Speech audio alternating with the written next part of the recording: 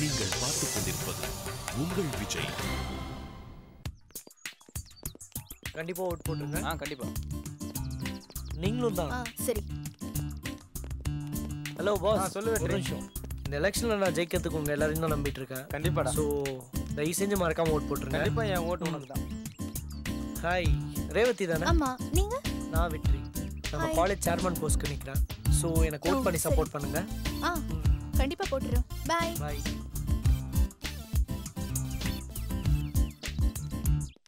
வெற்றி, நான் உன்கிட்ட கொஞ்சம் பேசணும்.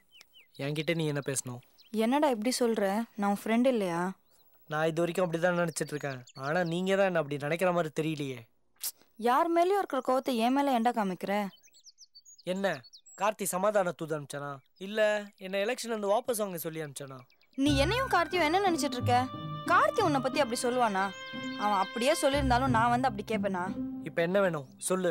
ஃப்ரெண்டா பாடுறா. ஏன்டா அப்படி கோவப்படுற? நேத்து வரைக்கும் இந்த ஃப்ரெண்டு ஞாபகம் இல்ல, இப்ப மட்டும் என்ன திடீர் பாசம்?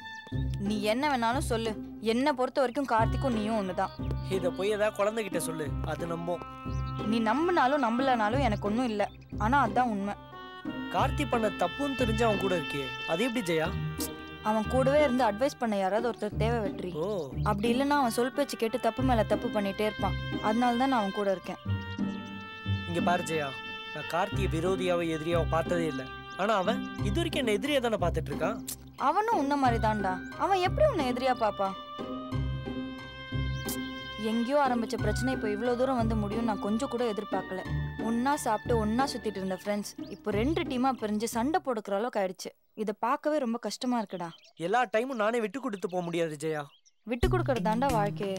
இப்போ நம்ம விட்டு கொடுக்க தயங்கினா அப்புறம் நம்ம வாழ்க்கையில பல பேரை இழக்க வேண்டியிருக்கும். இங்க பாரு ஜெயா, நான் தான் முக்கியம் நினைச்சான். இந்த ஒரே ஒரு முறை மட்டும் அவன் ஈகோ விட்டு என்கிட்ட வந்து சாரி கேட்கலாம்ல. அவன் தான் உன்கிட்ட வந்து சாரி கேட்டான்ல. எது நீ சொல்லி சாரி கேட்டானே அதுவா?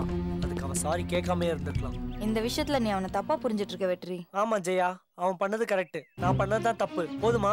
நீங்க 2 பேரும் பழையபடி ஒன்னா இருந்தாண்டா எனக்கு சந்தோஷம். நினைக்கிறதுல நடக்கிறது இல்லையே ஜெயா. அதுக்கெல்லாம் மனசுதான் காரணம். இங்க பாரு ஜெயா, எனக்கு எந்த ஈகோ இல்ல. கார்த்தி வந்து முதல்ல பேச சொல்லு, நானும் பேசுறேன். அவன் உன்கிட்ட வந்து முதல்ல பேசணும்னு நினைக்கிறதே ஈகோ இல்லையா வெற்றி?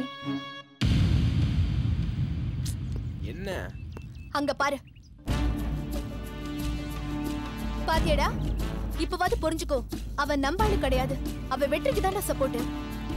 அவங்க சும்மா தானே பேசிட்டு இருக்காங்க, அதையும் தப்பா நினைக்கிற? தப்புதான்டா. வெற்றி உன்னை அடிக்கிறதுக்கு ஆள் செட் பண்றான்ல. இப்ப என்னடா அவன் கூட சிரிச்சு பேசிட்டு இருக்கா? நீ கேட்ட தப்பு இல்லைன்னு சொல்ற? நம்ம பண்ற வேலைய உழவு பார்த்து சொல்றதே அவதான்டா. நம்ம பண்ற ஒவ்வொரு மூமெண்ட்டையும் யாரோ அவங்க கிட்ட போய் சொல்றாங்கன்னு யோசிச்சு பார்த்தா இப்பதான்டா உண்மையே தெரியுது. அவசரப்பட்டு எந்த முடிவு எடுக்காத ஜோ.